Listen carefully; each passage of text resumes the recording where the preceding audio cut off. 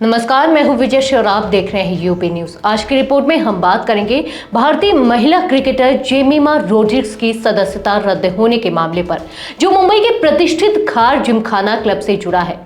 यह खबर तब सुर्खियों में आई जब क्लब ने जेमिमा की सदस्यता उनके पिता की कथित धार्मिक गतिविधियों के कारण रद्द कर दी।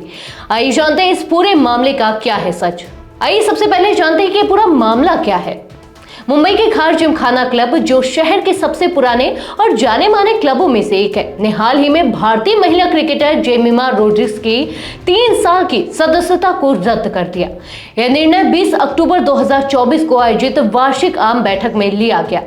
क्लब के अधिकारियों के मुताबिक जेमिमा के पिता इवान रोड्रिग्स पर क्लब के परिसर का इस्तेमाल धार्मिक गतिविधियों के लिए करने का आरोप लगाया गया था, जो क्लब के नियमों के खिलाफ है।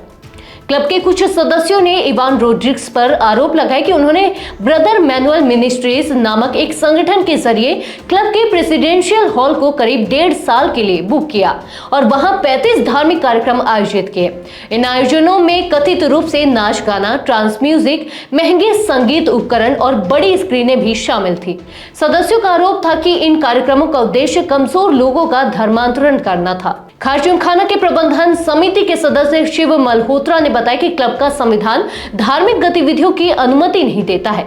उन्होंने कहा, हम पूरे देश में धर्मांतरण के बारे में सुनते हैं, लेकिन यह हमारी नाक के नीचे हो रहा था। हमें पता चला कि वहां अंधेरे कमरे में ट्रांस म्यूजिक बज रहा था और एक महिला कह रही थी वह हमें बचाने आ रहा है।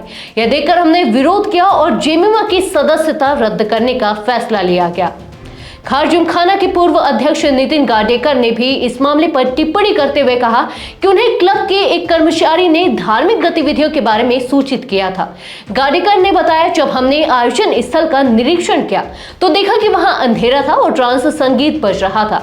हमें पहली बार ऐसा कुछ क्लब में होते हुए देखकर आश्चर्य हुआ। रिपोर्ट्स के अनुसार जेमिमा रोड्रिग्स और उनके पिता को क्लब द्वारा इस निर्णय के बारे में जानकारी दी गई, लेकिन उन्होंने अब तक इस मामले पर कोई प्रतिक्रिया नहीं दी है।